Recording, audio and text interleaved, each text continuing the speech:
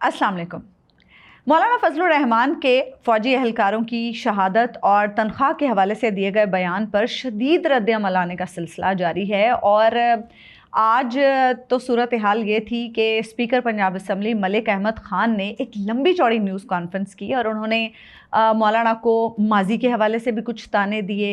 मौलाना को याद दिलाया कि जब उनके पास एक सूबे की हुकूमत थी तो कैसे वो फ़ौज के सियासत में किरदार के हवाले से कोई बात नहीं करते थे, और जब हुकूमत लेनी होती थी तो कैसे मौलाना कसीदे पढ़ते थे फ़ौज के हवाले से। तो बहरहाल आज जो एक मैसेज दिया है, जो एक लुब्बे लुबाब है मलिक अहमद ख़ान की न्यूज़ कॉन्फ्रेंस का, वो ये कि ना तो हम PTI को यानी इमरान ख़ान को और ना ही मौलाना को फ़ौज के ख़िलाफ़ बोलने की इजाज़त देंगे। अच्छा, दूसरी तरफ अल्लामा ताहिर अशरफी ने भी आज एक न्यूज़ कॉन्फ्रेंस की, प्रेस कॉन्फ्रेंस की मुराद अली शाह के हमरा। उन्होंने भी यही बात की कि मौलाना को माफ़ी मांगनी चाहिए, और भी कई लोग मुसलसल इस हवाले से प्रेस कॉन्फ्रेंसेस भी कर रहे हैं, बयानात भी दे रहे हैं। बिलावल भुट्टो ने भी आज ये कहा कि फ़ौज हमारी रेड लाइन है और पाक फ़ौज के ख़िलाफ़ कश्मीर से बुलंद होने वाली आवाज़ें हैं जो उन्हें भी बर्दाश्त नहीं किया जाएगा। अच्छा, तो सूरत हाल ये है कि मौलाना के ख़िलाफ़ गुजरांवाला में आज एक रिट पिटीशन भी दायर हो चुकी है, और उसमें मौलाना की तकरीर के हवाले से ही दरख्वास्त की गई है जो मौलाना ने की कसूर में, और मौलाना को 28 जुलाई को अब अदालत में भी तलब कर लिया गया, नोटिस जारी हो गया मौलाना को। अब मौलाना के हवाले से मेरा अब भी यही पॉइंट ऑफ व्यू है कि बात सिर्फ इतनी सी है कि मौलाना पुरानी तनख्वाह पर काम करने को तैयार नहीं है। मौलाना रेज़ चाहते हैं, और अगले जो हैं वो ब्लैकमेल होने को तैयार नहीं हैं।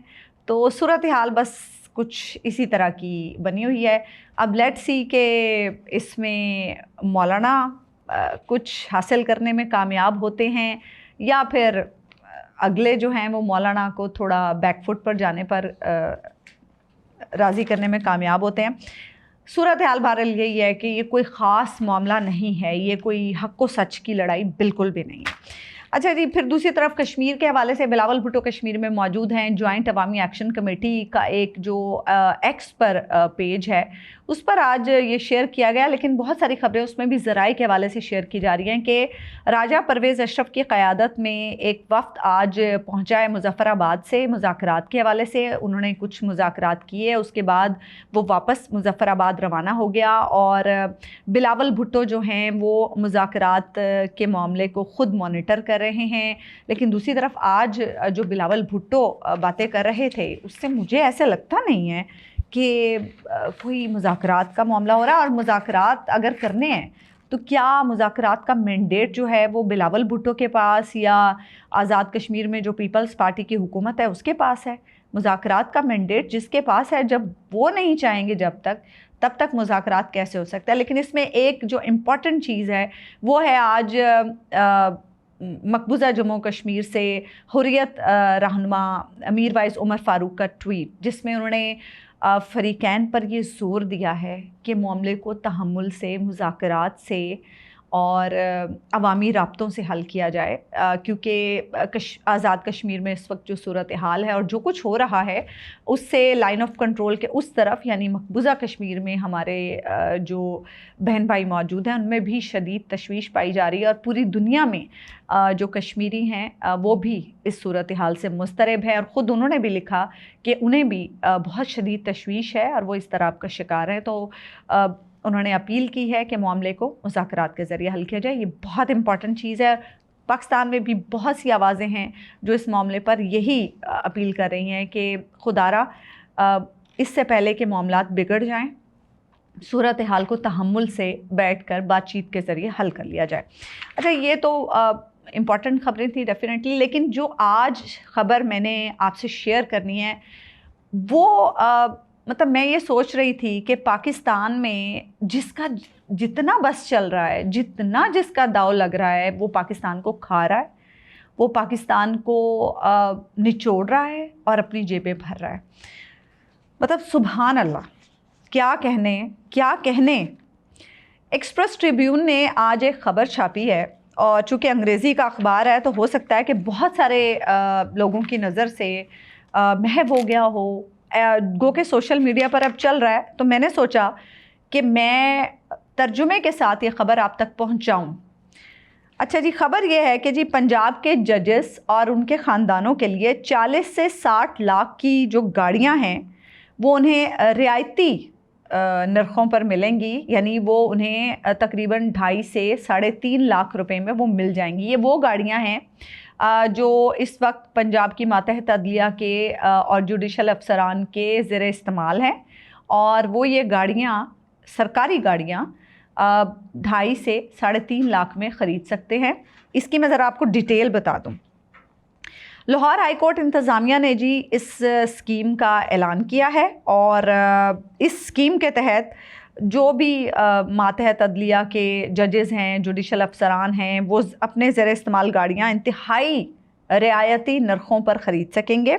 इस स्कीम के तहत डिस्ट्रिक्ट एंड सेशन जज, एडिशनल डिस्ट्रिक्ट एंड सेशन जज, सीनियर सिविल जजेस, फैमिली जजेस अपनी सरकारी गाड़ियाँ 2.5 से 3.5 लाख रुपए में ख़रीद सकेंगे। गाड़ियाँ वो हैं जो 40 लाख या 60 लाख की मालियत की हैं। अच्छा जी, अब इस सहूलत से कौन कौन फ़ायदा उठा सकता है, कौन कौन अहल है इस सहूलत के लिए, सुनते जाइएगा।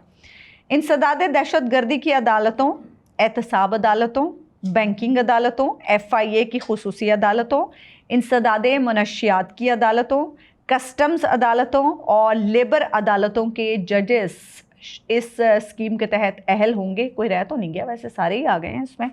अच्छा जी, पंजाब जुडिशरी के वो जज, सोने पे सुहागा, पंजाब जुडिशरी के वो जज जो इस वक्त supreme court, Islamabad high court, आइनी अदालत या वफाकी और सूबाई वजारत कानून में तैनात हैं और पहले उनका ताल्लुक कभी पंजाब जुडिशरी से रहा है, वो जजेस भी इस स्कीम से फ़ायदा उठाने के अहल होंगे।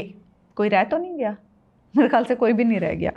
अच्छा जी, इस स्कीम से तकरीबन 2000 जुडिशल अफसरान मुस्तफ़ीद होंगे, यानी 2000 गाड़ियाँ जो 2.5 से 3.5 लाख रुपए में ख़रीदी जाएंगी, और जिनकी कीमत, एक्चुअल कीमत जो है वो 40 लाख या 60 लाख है।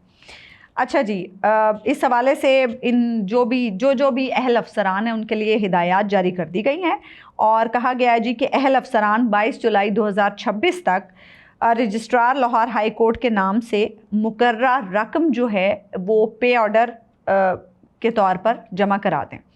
यानी चूँकि रजिस्ट्रार लाहौर हाई कोर्ट के नाम इसलिए क्योंकि ये सारी जो गाड़ियाँ हैं वो इस वक्त मिल्कियत हैं लाहौर हाई कोर्ट की। तो 22 जुलाई 2026 तक का टाइम है, आज 15 जुलाई है ग़ालिबन, और बस 7 दिन बचे हैं। अच्छा जी, अब ये गाड़ियाँ जो इस वक्त जुडिशल अफसरान और जज साहिबान के ज़रिए इस्तेमाल हैं, जब वो पे ऑर्डर जमा करा देंगे तो इनकी जो मिल्कियत है वो इन जजेस के नाम पर ट्रांसफ़र कर दी जाएगी। अच्छा जी, पंजाब की मातहत अदलिया के जो अरकान हैं उन्होंने फ़ैसले का खैर मकदम किया है। भाई क्यों ना करें, मतलब एक गाड़ी आप भले ही 2 साल से इस्तेमाल कर रहे हो, भले ही 3 साल से इस्तेमाल कर रहे हो। अच्छा, मज़े की बात यह है कि जब आप गाड़ी इस्तेमाल कर रहे होते हैं कोई भी, तो फ़र्ज़ करें आपने एक गाड़ी 2 साल पहले ख़रीदी है, तो 2 साल के बाद भी उस गाड़ी की कीमत जो है वो कम नहीं होती है, क्योंकि आए दिन गाड़ियों की कीमतें तो बढ़ रही हैं। तो आपकी गाड़ी पुरानी भी हो जाती है तो आपकी गाड़ी की कीमत कम नहीं होती है। बेशक उसमें डेप्रिसिएशन होती है, लेकिन फिर मार्केट की कीमत के लिहाज से आपकी गाड़ी की कीमत ज़्यादा ही होती है। तो जी, मातहत अदलिया के अरकान जो हैं वो फैसले का खैर मकदम करें, क्यों ना करें। उन्हें तो खुशी से झूमना चाहिए कि बैठे बिठाए मुफ्त में 2.5 लाख से 3.5 लाख में गाड़ियाँ मिल रही हैं। इतने में तो मेरे ख़्याल से आजकल मोटरसाइकिल भी नहीं आता होगा, शायद आता हो कोई सस्ते वाला, कोई नॉर्मल कंपनी का, होंडा का तो नहीं आता होगा मुझे लगता है। तो दूसरी तरफ जी, बैंकों में जजेज़ और जो मातहत अदालती अमला है उन्होंने पे ऑर्डर्स जमा कराने के लिए आना भी शुरू कर दिया, उनकी आमदरफ्त भी शुरू हो गई है। अब सवाल यहाँ पर ये है कि पाकिस्तान की आवाम को आपने कर्ज़ों में जकड़ रखा है, आए दिन IMF से आप कर्जे ले रहे हैं, इस हुकूमत का कर्ज मुसलसल बढ़ा और पता नहीं कितने खरब कर्जा ये हुकूमत ले चुकी है, कितने अरब ये कर्जा ले चुकी है।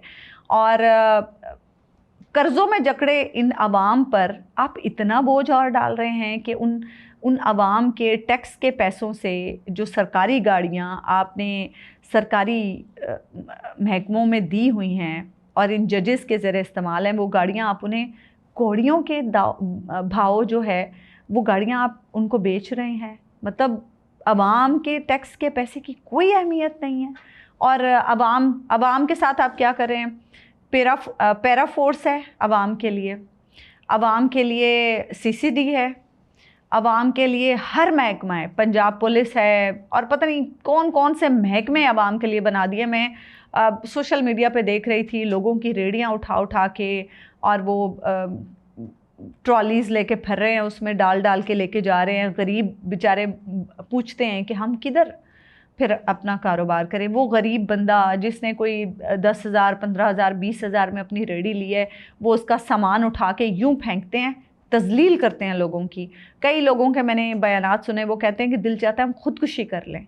आज भी एक ख़बर मैंने पढ़ी कि बिजली का बिल ज़्यादा आने पर और बिजली का बिल अदा ना कर सकने पर एक शख्स ने ख़ुदकुशी कर लिया। मुझे समझ नहीं आती है कि क्यों ये हुकूमत आवाम की बद्दुआएं समेटने में महव है, क्यों ये हुकूमत मुसलसल आवाम दुश्मन इक़दामात करने पर तुली हुई है। और फिर ऐसे में सरकारी अफसरान के लिए, जजेस के लिए इतनी रियायतें, इतनी स्कीम्स, इतना उनके लिए उनका दुख है आपके दिल में कि उन्हें आप मुफ्त में उठा के अवामी पैसे से आने वाली चीज़ें दिए चले जा रहे हैं और अवाम के साथ आप ये हाल कर रहे हैं। मतलब सुभान अल्लाह, और क्या ही कहा जाए बस। लेकिन